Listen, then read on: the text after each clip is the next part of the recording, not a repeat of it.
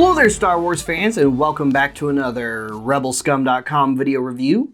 And today we're reviewing the new Micro Galaxy Squadron Republic V-Wing Starfighter. And you're probably wondering, well, aren't they all Republic?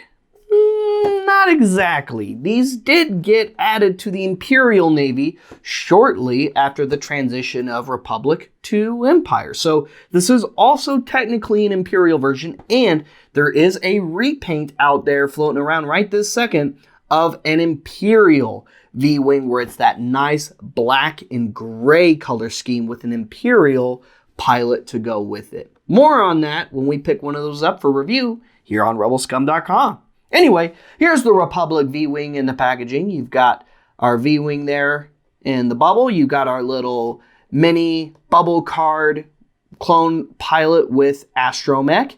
And on the back, you've got some images of that V-Wing and the hologram image right there. You got the blueprint image right there, some of the other vehicles right there. And I find it interesting that they specifically label the astromech in this pack R4P17, considering that's Obi-Wan Kenobi's R4 astromech. And while typically we see a maroon and gray domed astromech on the V-Wing Starfighter, it's not specifically R4P17 because, again, that's Obi-Wan Kenobi's. It's the one that partnered with him all the way from Attack of the Clones up until his death in the battle over Coruscant during Revenge of the Sith. Anyway, astromechs aside, and another cool release of said astromech aside, that's pretty much it for the packaging. And here is our V-Wing out of the packaging, and it looks really cool. I feel like they nailed it, and they usually do. Jazwares does a pretty good job of putting together these micro vehicles here, and the V-Wing, unsurprisingly, was very well done. So, if you look, you got that classic kind of grayish, almost beige-ish gray color for the outer chassis with that nice maroon mixed in. You got that classic gray and off-gray beige color once again in the wings there and on the struts. You've got the upper panels right here, which do open and close for that astromech to sit in there. You got the couple little guard bits that sit around the engines. Like so, I've never really understood the purpose of these fins right here, but they've always been in the model, and it is a cool look aesthetically. I just don't know what their functionality is, which is something that's always bugged me. So if anybody knows what these cool little fins that sit to the side of the engines are, or what they're supposed to do on this vehicle, I'd love to know in the comments down below. Also, you got the nice painted yellow on the inside of the engines there, which looks really cool. There's a Republic cog right behind where the astromech sits under those two panels right here. We have one little piece of fold-out landing gear that sits right there so you can set down your vehicle. And we have the wings for the landed position set towards the back. And it's funny because it seems like Lucasfilm has never really been able to figure out quite how this vehicle works or how its landed position is supposed to be. Because across Star Wars media, it's been featured in a landed position in various different ways. Sometimes the wings are pointed to the back like so. Sometimes the wings are pointed to the front and there's a piece of landing gear that comes down, which is how Hasbro took care of it with their figures. Sometimes they are facing downward and are used kind of like legs for the landing gear in other media. It's always different. I kind of like it to the back like this, honestly. I think it looks really cool like that. But having it down to the legs, or having them down as legs, is something you can also totally do with this vehicle right here, and would be a pretty cool look on your shelf, I think. The wings do just rotate, so you just rotate them and get that bottom wing all the way up there to the top. So it's a pretty simple and fluid motion. You can do them both all at once. You can move them both independently if you like. They are independently articulated. You can also, of course, open up the cockpit right here for your clone pilot. And now that we've pretty much covered the vehicle, let's go ahead and cover our little figures that come with it. So here we have a Phase 2 Clone Trooper pilot, the first time this figure has been produced in the Micro Galaxy line, as well as another release of R4P17, which once again is Obi-Wan Kenobi's astromech from throughout the Clone Wars, but it's still cool that he was included with this pilot right here, just in case maybe you didn't pick up any of the Obi-Wan Kenobi Jedi Starfighters, and you still wanted that astromech. There is some pretty cool detail on that clone. You got his little life support pack. They actually got the orange goggles on the visor of the helmet painted, which is really cool. You've even got his suspender straps on his back painted, which is really nice. You got that gray jumpsuit that looks really good. Articulation, you can move the arms up and down. You can move the legs forward and back, just like with any other Micro Galaxy figure. And then, of course, our little R4P17 here is just like the other releases. Pretty simple. Nothing really new with that one there. No articulation on the astromechs, just like with all the other releases here. But you can take your astromech, you just put him right there, right behind where the pilot sits. Take your pilot, put him in that kind of sitting position, and then just ease him in and close that cockpit up.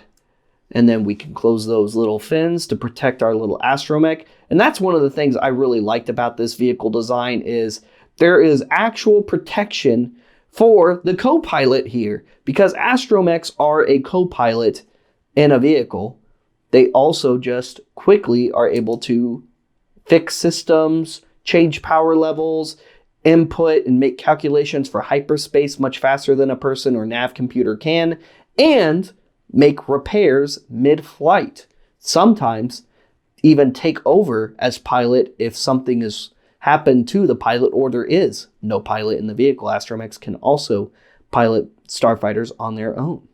Overall, this was a very, very cool release and addition to the Micro Galaxy Squadron line, and I, for one, am very much looking forward to more Galactic Republic starfighters like this one right here. This one was a cool one to start with, but fingers crossed that they have a V-19 Torrent starfighter in the works, because between the two, I really like the V-19 just a little bit more than this one. It's just that tri-wing design, especially where the tri-wing is on the bottom instead of the top. I don't know. Just, it's a design I've always loved ever since I saw it for the first time in the Tartakovsky Clone Wars series on screen. And it's one of those I'm glad made the leap to the regular Clone Wars series in canon as well, because it's such a cool vehicle. In addition to that, I also would really, really, really love to see an ARC 170 starfighter at some point in the near future. As much as I like a lot of the various starfighters within the Galactic Republic, and then of course there's also vehicles in addition to the ones the clones use, but that's dipping into out of screen stuff a little bit. We'll touch on that maybe in a future MGS video.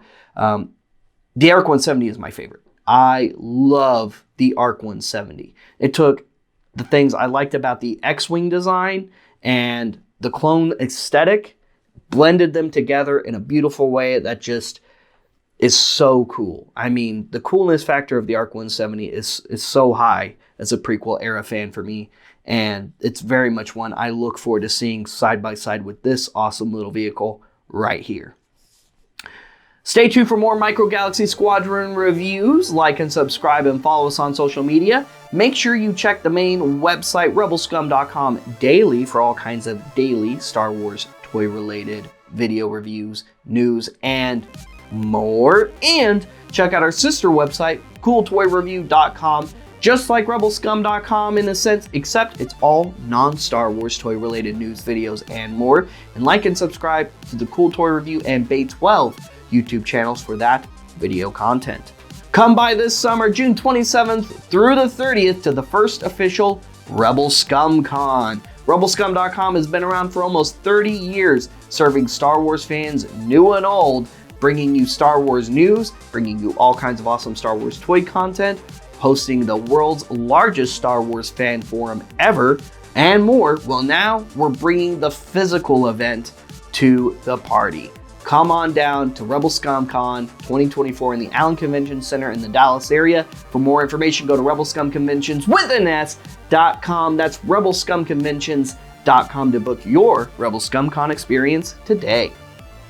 If you're looking for some Star Wars toys, collectibles, and other merch, check out Order 66 Toys, the world's official all-collectible Star Wars toy store. You can always catch them every Friday night at 7 p.m. Central Time on the Order 66 Toys Facebook page, and they ship all around the world.